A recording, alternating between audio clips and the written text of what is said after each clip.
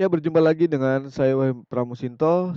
Kita lanjut di materi tentang Facebook profil ya, di part yang kedua. Nah, part yang kedua kita mulai dengan cara membangun personal branding. Pertama, apa passion Anda? Cari tahu aktivitas apa yang Anda cintai. Misalkan, kita sukanya main musik. Ya. Nah, kita mau membangun personal branding kita sebagai pemain musik. Berikutnya, apa keahlian kita? Ya. Apa bidang keahlian kita? Postinglah sesuatu yang berkaitan dengan bidang keahlian. Misalkan tadi ya kita passion kita main musik, kita sukanya gitar, ya udah kita fokusnya di gitar. Ya. Apa kekuatan Anda? Nah, tadi orang banyak yang suka main gitar ya, tapi apa kelebihan kalian? Ya, dibandingin dengan orang lain. Misalkan kita baru denger lagu baru gitu ya, kita langsung bisa nih, bisa langsung tahu kuncinya apa aja. Nah, itu kekuatan. Berarti kalian fokusnya di situ. Ya, ketika ada lagu baru terbit, ya muncul di YouTube misalkan, nah kalian langsung bikin itunya, kuncinya apa aja. Ya, kalian langsung mainkan dengan gitar kalian. Ya, misalkan seperti itu. Pokoknya fokus di satu bidang saja, jangan ingin merasa hebat di semua bidang. Ya, kalian bisanya main gitar, tapi jangan paksakan kalian maunya main bola. Oke, susah ya, kecuali emang kalian bisa main gitar sambil main bola ya. Tapi nggak mungkin ya. Berikutnya membangun authority. Semakin tinggi authority seseorang, semakin mudah dipercaya orang lain. Anda akan mudah dipercaya oleh orang lain karena dianggap sebagai ahli di bidangnya. Nah, kalau misalkan motor kita rusak, mobil kita rusak, maka kita larinya kemana? Ke montir, ke bengkel. Karena kita tahu bengkel itu pasti bisa benerin, montirnya profesional. Ya. Ketika kita sakit, nah kita larinya ke dokter. Nggak mungkin kita sakit, kita larinya ke bengkel. Kenapa? Karena kita tahu ya di rumah sakit itu ada dokter yang berpengalaman. Ya. Nah itu kira-kira gitu. Kita bangun authority. Nah, cara meningkatkan authority kita, konsisten update status yang sesuai dengan keahlian, like dan komen di status target market Anda, bagikan ebook gratis, buat artikel yang menarik, dan buat grup sharing di Facebook. Ya, bisa juga di WA atau di Telegram. Pokoknya kita bangun kolam ya buat menampung orang-orang yang menyukai kita.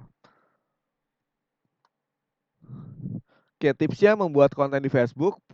Kriteria yang harus dipenuhi saat membuat konten. Pertama, engage. Ajak pembaca untuk interaksi dengan konten kita. Ya, interaksi di konten itu dengan cara like, share, komentar ya. Kemudian educate, buat konten yang mendidik dan bermanfaat. Jangan buat konten yang percuma ya, yang sia-sia. Excited, buat kontennya mengangenin pembaca. Ya, supaya mereka penasaran besok ada konten apa lagi nih ya di sosial media kita. Sehingga mereka datang lagi ke sosial media kita. Ya, evangelis, ya buat pembaca merekomendasikan konten Anda kepada orang lain. Ya, jadi ini bisa dengan cara share ya atau secara omongan ya dari mulut ke mulut. Coba deh cek ini bagus-bagus loh kontennya gitu ya. Meningkatkan engagement. Jadi konten itu memiliki nilai engagement yang tinggi jika sering di-like, sering dikomentarin, sering di-share. Nah, jadi kita harus bikin konten yang kira-kira orang suka nih. Ya. Nah, cara meningkatkan edge rank. Edge rank adalah sebuah algoritma yang digunakan Facebook untuk menilai hubungan antara seorang user dengan user lainnya. Tiga unsur utamanya adalah affinity. Seberapa sering teman-teman Anda berinteraksi dengan Anda. Semakin sering, maka postingannya akan diprioritaskan tampil di timeline. Misalkan saya sering nge-like eh, statusnya si A. Ya. Maka nanti Facebook akan memprioritaskan postingan si A itu selalu muncul di timeline saya. Gitu ya. Terus like, berapa banyak like, komentar, dan share yang diterima sebuah postingan. Jadi kalau kita posting itu yang like banyak, maka itu akan muncul ya di timeline kita, di timeline orang lain ya, yang dia ngikutin kita ya. Time decay, selisih waktu berapa lama waktu posting akan diterbitkan. Jadi kalau postingan baru itu biasanya muncul di timeline. Kalau postingan yang sudah lama dia akan terkubur, kecuali yang sudah lama tapi kita komen lagi. Postingan setahun yang lalu kita komen, maka dia akan naik ke atas. Ya. Nah, cara meningkatkannya ya kita bikinlah postingan yang senantiasa membuat teman-teman kita, follower kita berinteraksi dengan kita. Ya. Buat postingan yang isinya panjang dan berbobot, gunakan foto. Ya, foto itu buat menarik orang ya. Walaupun kadang antara isi posting sama foto nggak nyambung nggak apa-apa. Tapi nanti kita jelaskan di posting, maaf foto tidak berhubungan dengan isi posting. Ya. Jangan langsung balas semua komentar, balas satu persatu di waktu yang berbeda. Jadi kalau ada 100 komen, kita jangan langsung balas di satu waktu. Nah, kita balas 10 dulu. Sekarang 10 dulu, oke, nanti balas lagi 1 jam kemudian 10. Pokoknya kita bagi-bagi ya. Supaya nanti kalaupun udah lama, postingan kita naik lagi ke atas. Ya, komen di status Anda yang lama supaya dia naik ke atas. Hapus postingan yang nilai engagement-nya rendah. Hapus postingan yang jarang di-like, jarang di-share. Nah, jangan terlalu sering posting jualan. Jadi kalaupun kita emang itu buat jualan ya, kita jangan sering-sering jualan. Adalah edukasinya. Konten bisa berupa cerita pribadi, aktivitas harian, quote atau video inspirasi atau motivasi, tips praktis, meme populer dan kasih voting. Gitu. Ya.